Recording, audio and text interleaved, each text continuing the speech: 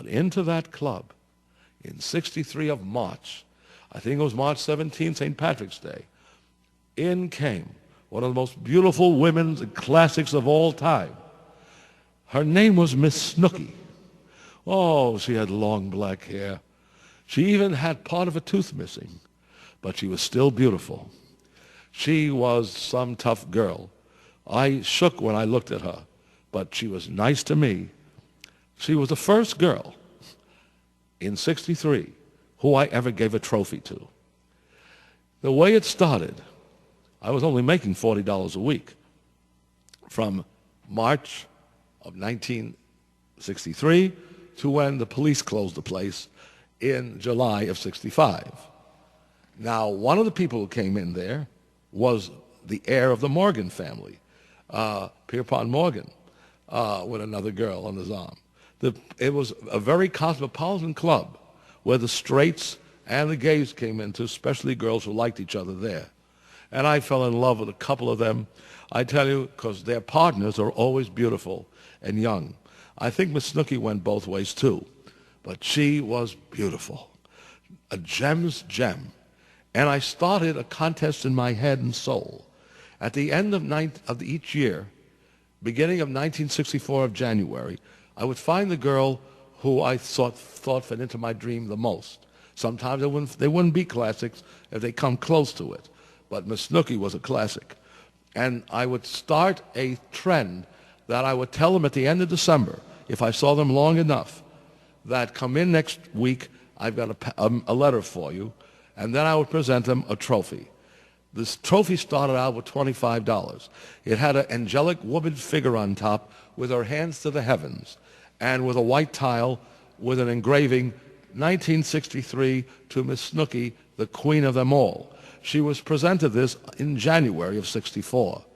The effect was amazing. She said she lost it in August of '64, and I got her another one. But it worked so well. Miss Snooky, however, in 1963, there was no one like her.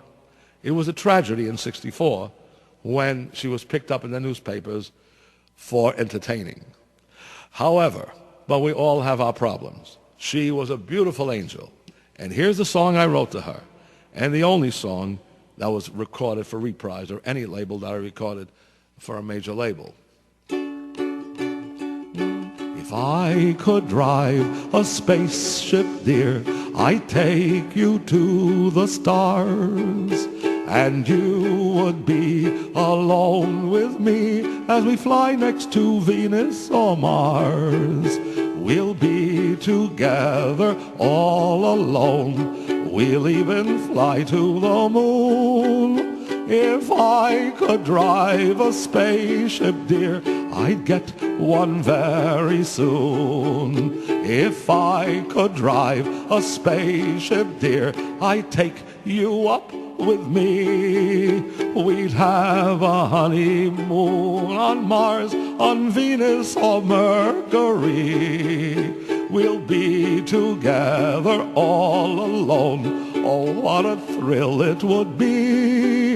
1,000,000 miles way up in space, alone with Snooky.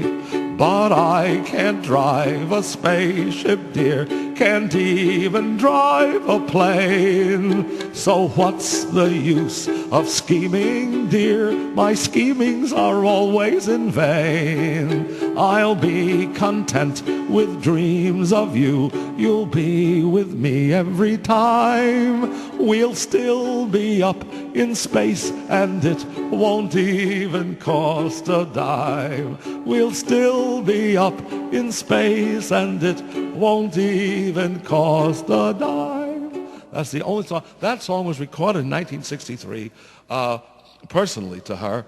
May he rest in peace, Mr. Sanders.